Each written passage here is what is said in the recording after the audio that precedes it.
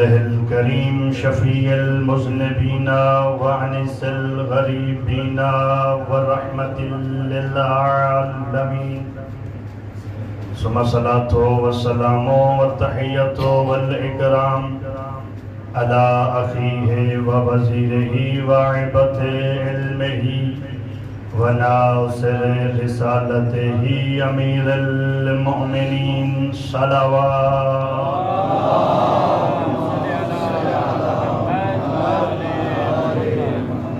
ثم الصلاة والسلام والتحية والإكرام على ابنته وبضعته وروحه سيدة النساء العالمين ثم الصلاة والسلام والتحية والإكرام على آله الطيبين الطاهرين المعصومين المنتجبين المنتخبين المقربين ولعنة الله على أعدائهم ومنكري فضائلهم وولايتهم أجمعين أما بعد فقد قال الله تعالى في كتابه المجيد وفرقانه الحميد وقوله الحق بسم الله الرحمن الرحيم ويقول الذين كفروا لست مرسلا قل كفى بالله شهيدا بيني وبينكم ومن عنده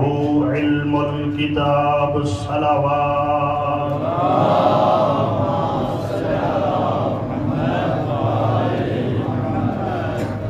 سب سے پہلے دعا ہے کہ اللہ رب العزت صاحب تمام حاضرین کا اس مقدس مقام پہ چل کے آیا اپنی بارگاہ عالیہ میں قبول فرمائے اور ہم سب کو منبر حسینی کی صحیح معنوں کے ساتھ خدمت کرنے کی توفیق عنایت فرمائے جن احباب نے اس صف اعضاء میں جس طرح کا تعاون فرمایا ہے دعا ہے کہ اللہ رب العزت ان کی توفیقات خیر میں اضافہ کرے تمام دعاؤں کی قبولیت کے لیے اپنے اپنے اعمال کی قبولیت کے لیے اور اس ماحول کو معطر بنانے کے لیے بلند تر صلوات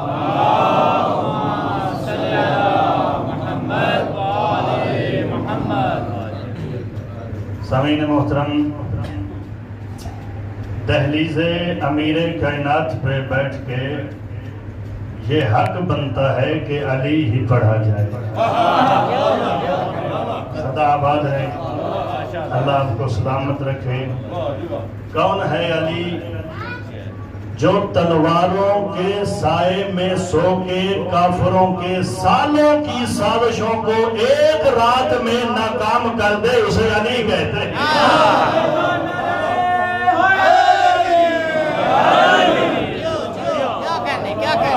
صدا آباد ہے اللہ آپ کو سلامت رکھے جو کون ہے علی جو اپنے آپ کو خطرے میں ڈال کے بستر مصطفیٰ پہ بے خوف ہو کے بے خوف سو کے کافروں کی تلواروں سے محمد کی جان کو بچا لے اسے علی کہتے ہیں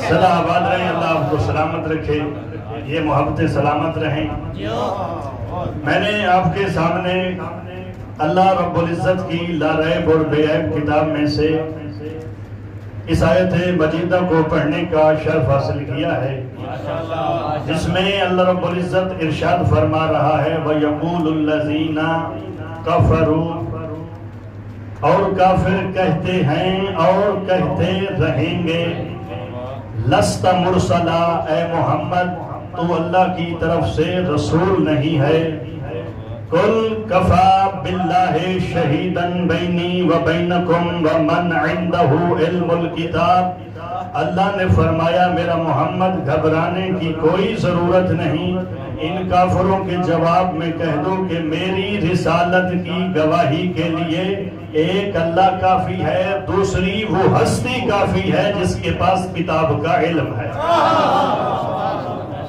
صدا آباد رہیں قبلہ کافر کے کافروں وہ کافر جو صدیوں سے بتوں کی پوجا کر کر کے جن کی کمریں جھک چکی تھی، وہ کہہ رہے تھے محمد تم اللہ کی طرف سے رسول نہیں ہو۔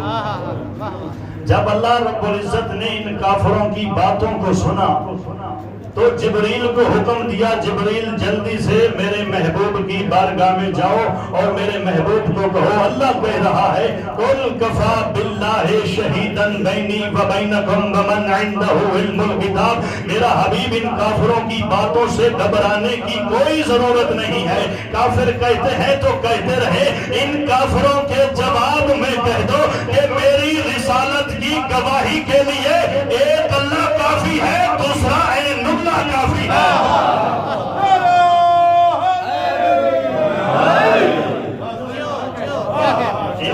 صدا آباد رہے، اللہ آپ کو سلامت رکھے۔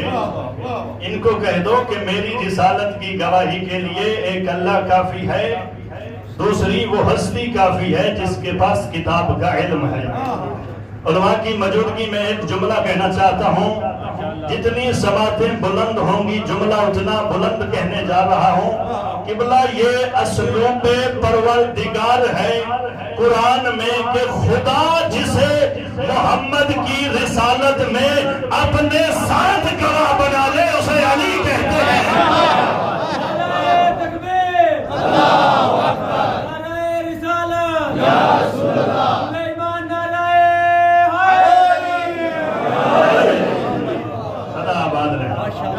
اللہ آپ کو سلامت رکھے۔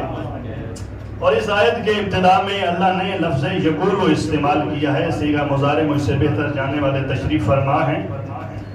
اس کا معنی یہ ہوتا ہے کہ کچھ کافر کہتے ہیں اور کہتے رہیں گے کہ اے محمد تو اللہ کی طرف سے رسول نہیں ہے۔ اس زمانے میں بھی کہتے تھے اور قیامت تک یہ کہتے رہیں گے کہ اے محمد تو اللہ کی طرف سے رسول نہیں ہے۔ لیکن اللہ رب العزت نے اپنے محبوب کی رسالت کو تقویت پہنچانے کے لیے علی کو اپنے ساتھ رکھ کے یہ واضح کر دیا کہ علی جس ہستی کی رسالت کا گواہ ہو، کافروں کے انکار کرنے سے محمد کی رسالت میں کوئی فرق نہیں پڑتا۔ اگر یہ انکار کرتے ہیں تو کرتے رہیں، ایک میں تیری رسالت کا گواہ ہوں اور دوسرا علی گواہ ہیں۔ ابن ایک جملہ آئی گیا ہے تو آپ کی سماعتوں کے حوالے کرتا چلوں۔ کافر کہتے تھے محمد تو رسول نہیں ہے، نعوذ باللہ محمد کی رسالت میں یہ شک کر رہے تھے اور کہہ رہے تھے تم اللہ کی طرف سے رسول نہیں ہو۔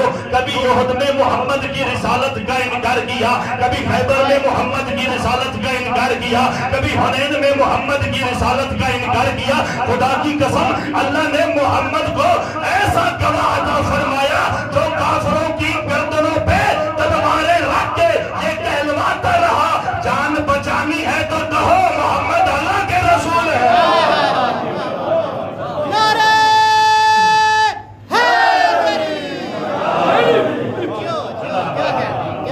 کافروں کی گردنوں پہ تلواریں رکھ کے یہ کہلواتا رہا جان بچانی ہے تو کہو محمد اللہ کے رسول ہیں۔ اور قبلہ امیر کائنات نے اپنی ساری زندگی میں محمد کی رسالت کا اقرار کرتے رہے، محمد کی رسالت کا اقرار کرتے رہے۔ اور ایک بات کہنا چاہتا ہوں کہ علی محمد کی رسالت کے گواہ ہیں اور دوسرا اللہ گواہ ہے۔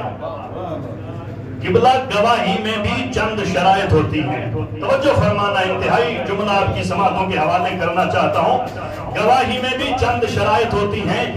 گواہی میں پہلی شرط یہ ہے کہ دو گواہ ہونے چاہیے۔ دوسری شرط یہ ہے کہ دونوں کو واقعے کا برابر کا علم ہونا چاہیے۔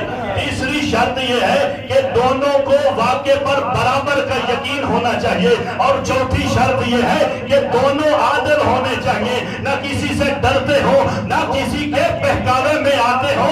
اللہ رب العزت نے علی کو اب محمد کی رسالت کی گواہی میں اپنے ساتھ رکھ کے یہ بتلا دیا کہ جیسا علم میرا ویسا علم علی کا، جیسا عدل میرا ویسا عدل علی کا، جیسا یقین میرا ویسا یقین علی کا۔ نہ میں کسی فرعون سے ڈرتا ہوں نہ یہ کسی بھکاری سے ڈرتا ہے۔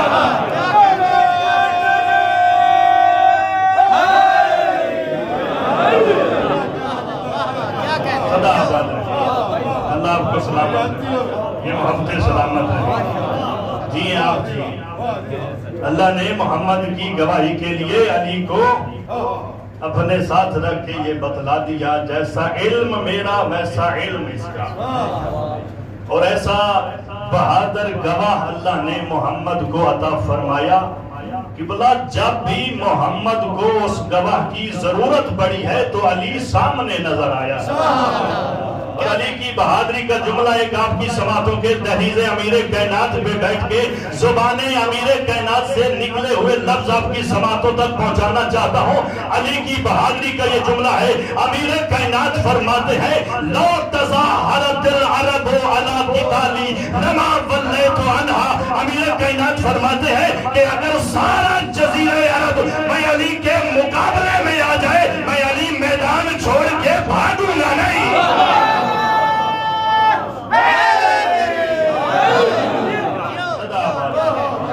सलामत रखे।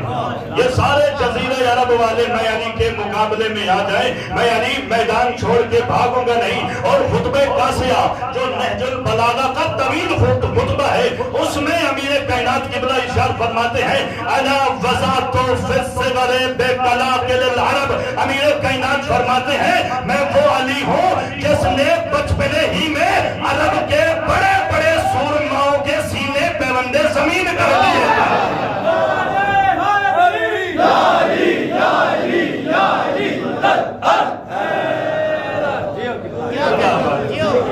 अल्लाह आपको सलामत रखे, ये मोहब्बत सलामत रहे। क्या फरमाया कुल कफा बिल्लाहि शहीदन बैनी व बैनकुम व मन इंदहु इल्मुल किताब। मेरा हबीब इन काफिरों की बातों से घबराने की कोई जरूरत नहीं है। इनसे कह दो कि मेरी रिसालत की गवाही के लिए दो गवाह काफी हैं। किबला अगर अल्लाह चाहता तो अपने हबीब को ये भी कह सकता था कि इन काफिरों से कह दो कि एक अल्लाह गवाह है, दूसरा अली गवाह है। लेकिन अल्लाह ने अली का नाम नहीं लिया। मन इंदहु इल्मुल किताब कह के अली की सिफात को बयान कर दिया।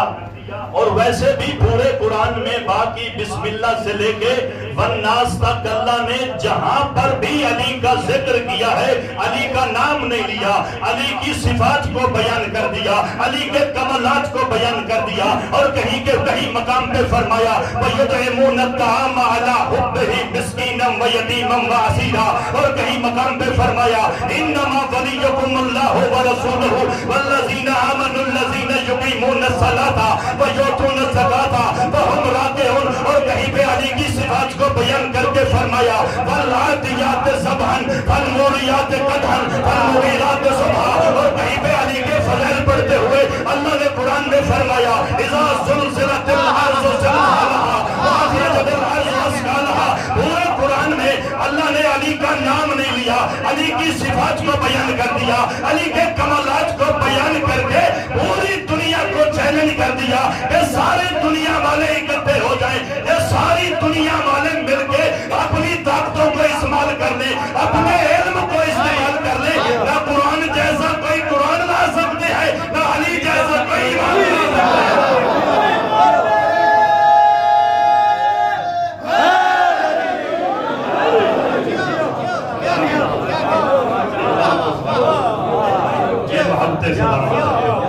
सारी दुनिया इकट्ठी हो जाए, ना तुम कुरान जैसा कोई कुरान ला सकते हो, ना अली जैसा कोई इमाम ला सकते हो। अल्लाह आपको सलामत रखे, ये मोहब्बत सलामत रहे। और किबला अरब के भिखारी एक आयत का मुकाबला न कर सके, फिर आयतुल्लाहिल उज़्मा का कैसे मुकाबला करें? एक आयत कुरान में है, इनको कह दो एक आयत जैसी लेके आओ, लेकिन कोई भी ना ले सका। कुरान के मुकाबले में कुरान का कोई भी मुकाबला नहीं कर सकता। और पैगंबर ने फरमाया अली कुरान के साथ है और कुरान अली के साथ है। मन इंदहु इल्मुल किताब, अली वो है जिसके पास पूरी किताब का इल्म है, और अली वो है जो आलिम किताब है। किबला कुरान में, कुरान का ये दावा है कि हर शय का इस कुरान में जिक्र है। قیامت کا بھی ذکر ہے، امامت کا بھی ذکر ہے، نبوت کا بھی ذکر ہے، رسالت کا بھی ذکر ہے۔ اللہ نے ہر چیز کا ذکر، ہر چیز کا علم اس قرآن میں رکھا ہے، اور علی عالم قرآن ہے۔ سماعتیں بیدار ہیں تو جملہ آپ کی سماعتوں کے حوالے کرنا چاہتا ہوں۔ قبلہ اگر قرآن علم ہے تو علی عالم ہے، قرآن علم ہے تو علی حلیم ہے، قرآن حکم ہے تو علی حاکم ہے، قرآن صبر ہے تو علی صابر ہے، قرآن عبادت ہے تو علی عابد ہے، قرآن صادق ہے تو علی صدیق اکبر ہے، قرآن میں سورت یوسف ہے تو علی فخر یوسف ہے، قرآن میں سورت نور ہے تو علی نور علی نور ہے، قرآن میں سورت ابراہیم ہے تو علی آل ابراہیم ہے، قرآن میں سورت عمران ہے تو علی آل عمران ہے، قرآن بھی طاہر ہے علی بھی طاہر ہے، قرآن بھی پاک ہے علی بھی پاک ہے، قرآن بھی لا ریب ہے علی بھی لا ریب ہے۔ پھر قرآن میں فرق کیا ہوا؟ دہلیز امیر کائنات پہ بیٹھ کے ظاہری فرق کو بتانا چاہتا ہوں۔ قرآن کو ہاتھ لگانے کے لیے بدن کا پاک ہونا ضروری ہے، علی کو ماننے کے لیے شجرے کا ہونا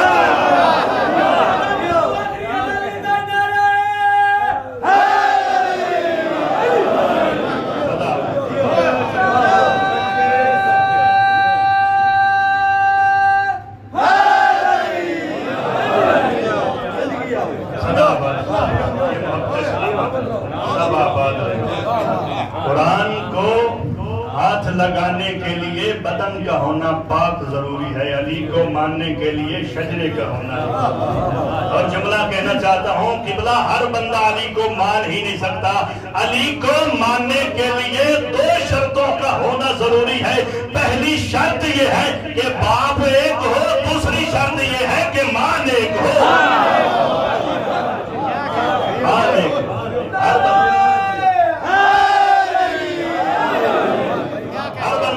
نہیں مان سکتا۔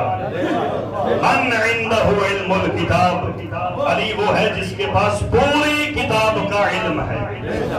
قرآن بھی، قرآن پاک بھی ساری زندگی کے لیے معجزہ ہے، اور قرآن کا یہ ابھی تک دعویٰ ہے اور قیامت تک دعویٰ رہے گا، کوئی جیسی کوئی ایک آیت بھی نہیں لے سکتے۔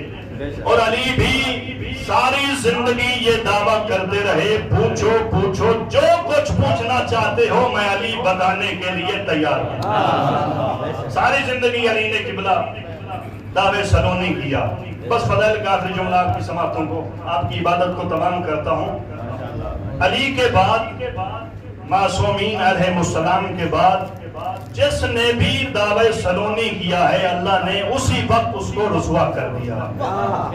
جملہ سننا، سبت جوزی بغداد کے رہنے والا ہے، اس نے ایک دن دربار میں دعوے سلونی کر دیا۔ تو اس دربار میں ایک علی کے چاہنے والی تشریف فرما تھی۔ جب اس نے دعوے سلونی کیا، جو کچھ پوچھنا چاہتے ہو مجھ سے پوچھو، میں بتانے کے لیے تیار ہوں۔ تو ادھر علی کے چاہنے والی اس مجمع میں کھڑی ہوئی، کھڑے ہو کے کہا تو نے یہ سوال کیا ہے؟ اس نے کہا جو کچھ پوچھنا چاہتی ہو مجھ سے پوچھو۔ تو علی کے چاہنے والی کہتی ہے مجھے اتنا پتا کہ ایک بندہ مدینے میں مرا ہے، ایک بندہ مدین میں مرا ہے، علی بھی مدینے میں موجود ہے، لیکن علی نے مدینے میں مرنے والے کا جنازہ نہیں پڑھایا۔ علی نے جا کے مدین میں مرنے والے کا جنازہ پڑھایا ہے۔ مجھے یہ تو بتا جو مدینے میں مرا تھا کیا وہ مومن نہیں تھا؟ اگر وہ کہتا کہ مومن نہیں تھا تو اس کا ایمان جاتا تھا، اس کا ایمان جاتا تھا۔ اس کو جب کوئی جواب نہ آیا، جملہ آپ کی سماعتوں کے حوالے کرنا چاہتا ہوں، جب اس کو کوئی جواب نہ آیا تو وہ علی کے چاہنے والی کو کہتا ہے کہ اگر تو شوہر کی اجازت کے بغیر آئی ہے تو تجھ پہ لعنت، اگر شوہر کی اجازت سے آئی ہے تو تجھ پہ لعنت۔ اس وقت علی کی محبت میں مچل کے کہتی ہے اتنا تو بتاتا جا جو جنگ جمل میں آئی تھی کیا وہ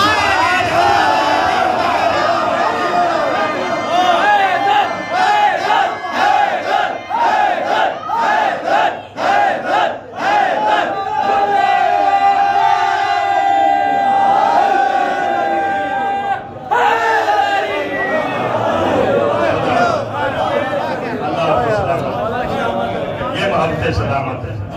یہ تو بتاتا جا جو جنگ جمل میں سے آئی تھی؟ کیا وہ شوہر کی اجازت سے آئی تھی یا بغیر شوہر کی اجازت سے؟ تو اس کو علی نے پہنچایا تھا، کوئی اور پہنچانے والا تھا نہیں۔ علی نے کہا عورتوں کی عزت بڑی ہوتی ہے۔ اللہ آپ کو سلامت رکھے، یہ محبت سلامت رہے۔ بس ایک جملہ مصائب کا پڑھنا ہے۔ علی جتنے بڑے عالم تھے، اتنا کسی سے علی سے کسی نے اتنا بڑا سوال نہیں کیا۔ علی جتنے بڑے شجاع تھے، کسی نے علی کا مقابلہ نہیں کیا۔ علی جتنے بڑے مظلوم تھے، علی جتنے بڑے شجاع تھے، اتنے بڑے مظلوم تھے۔ اجرکم اللہ۔ امیر کائنات کی بارگاہ میں بیٹھ کے اس مظلومہ کا پرسہ دینا ہے جو علی کو اپنے زخم نہیں دکھاتے، اور اس وقت کے امام کی بارگاہ میں پرسہ دینا ہے جو اس انتظار میں ہے کہ کب میرا ظہور ہو، میں کب ماں زہرا کی صدا پر لبیک کہوں۔ اجرکم اللہ۔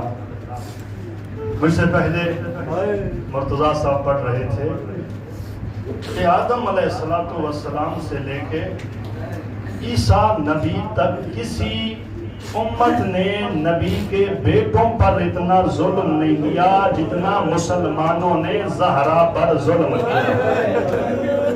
اجرکم اللہ۔ علی کی بارگاہ میں بیٹھ کے زہرا کا پرسہ دینا ہے۔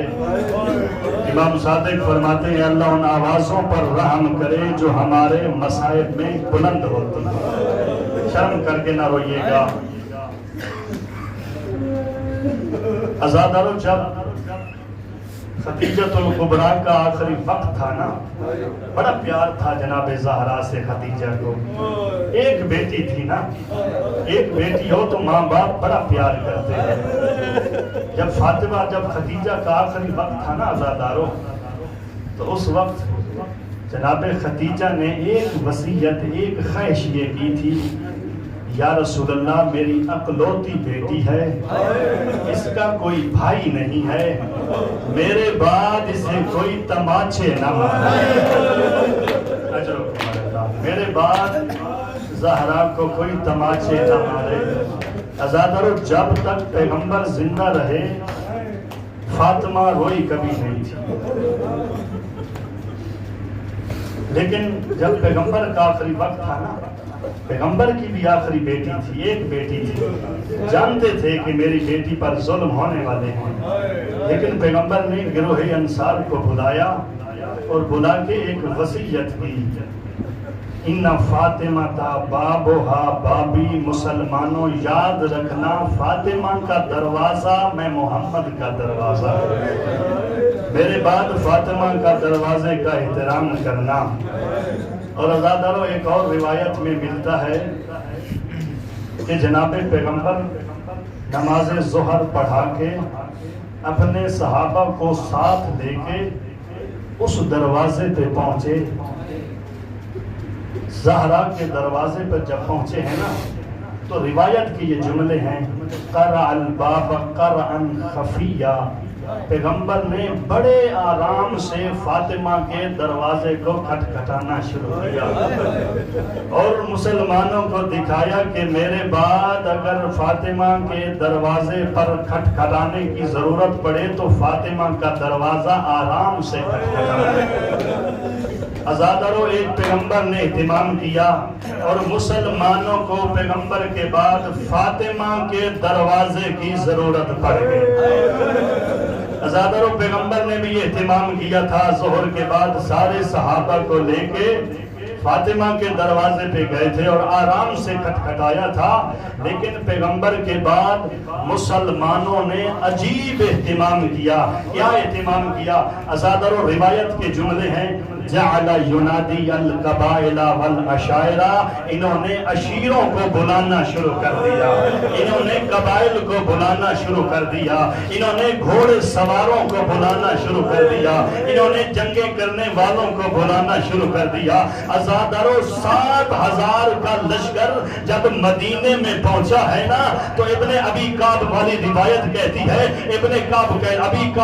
ابی کعب کہتا ہے کہ ہم نے سنا کہ جب مدینے میں گھوڑے آ گئے تو ہم نے سنا گھوڑے مدینے کی گلیوں میں ہن ہنا رہے تھے، تلواریں آپس میں ٹکرا رہی تھی، نیزے آپس میں ٹکرا رہے تھے۔ عزادارو یہ چلتے چلتے فاطمہ کے دروازے پہ جب پہنچے ہیں نا تو ایک ظالم آگے بڑھا، فَضَرَبَ الْبَابَ بِالرِّجْلِ، ایک ظالم آگے بڑھا، فَقَرَعَ الْبَابَ قَرْعًا شَدِيدًا، اس نے زور سے فاطمہ کا دروازہ کھٹکھٹانا شروع کر دیا اور آوازیں دے کے کہتا تھا علی کو باہر بھیجو ورنہ ہم گھر کو جلا دیں گے۔ عزادارو ادھر زہرا چلی دروازے پہ جب پہنچی ہے نا اور کہا مسلمانوں کچھ تو حیا کرو، یہ فاطمہ کا دروازہ ہے، یہ محمد کی بیٹی کا دروازہ ہے۔ عزادارو زہرا منتیں کرتی رہی، کسی نے نہ سنا۔ ایک ظالم نے کہا زہرا علی خود تو پردے میں بیٹھ گئے اور مجھے سامنے بھیج دیا ہے۔ زہرا نے کہا علی نے مجھے اس لیے بھیجا ہے تاکہ میں تم پر حجت تمام کر سکوں۔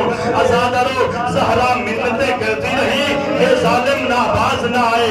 اب زہرا نے کہا یبن فلاں انی مکشوفۃ الشعر، وہ ظالم کچھ تو شرم کرو، میرے گھر میں داخل نہ ہونا، میرے سر پہ چادر نہیں ہے۔ زہرا گھر میں روتی رہی۔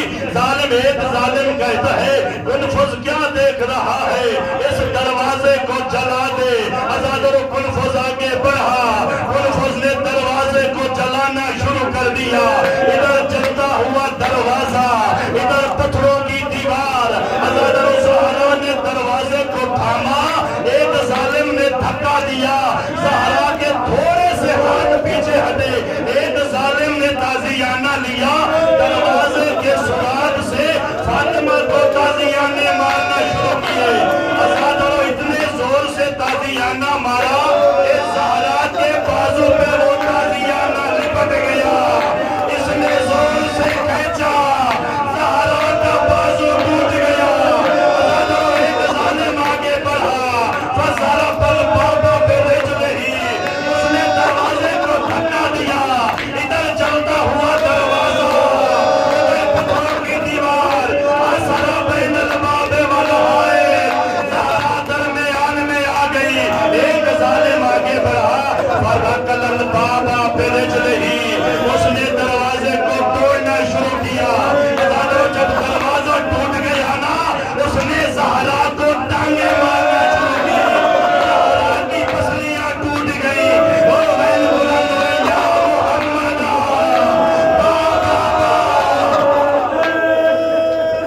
اجرکم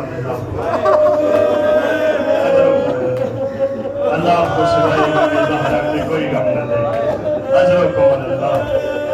عزادارو ادھر ظالم جب گھر میں داخل ہوئے نا تو زہرا کو غش آ چکا تھا، ادھر یہ چلے علی کے گلے میں رسی ڈالی، عزادارو علی کو کسیج کے لے جا رہے تھے۔ جب حسنین نے دیکھا تو حسنین کی رونے کی آوازیں بلند ہو گئی۔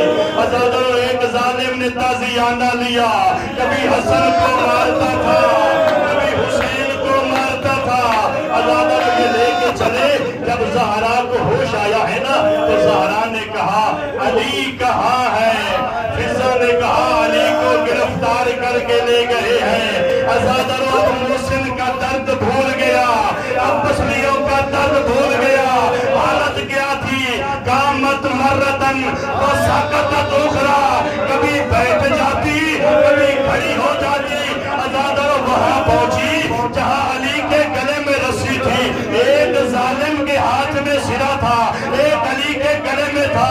عزادارو زہرا نے درمیان سے رسی کو تھاما، ایک ظالم کہتا ہے کنفذ کیا دیکھ رہا ہے؟ عرب کی ایک عام مشہور مردوں کے مجمع میں حیل ہو گئی،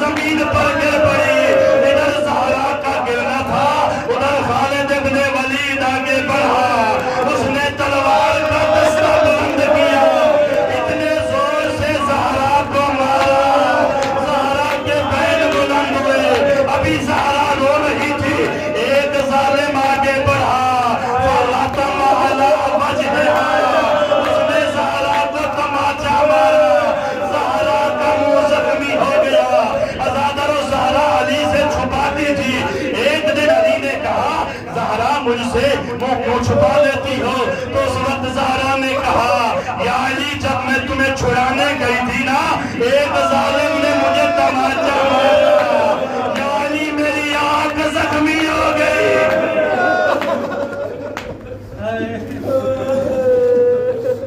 لعنت اللہ علیہ وسلم۔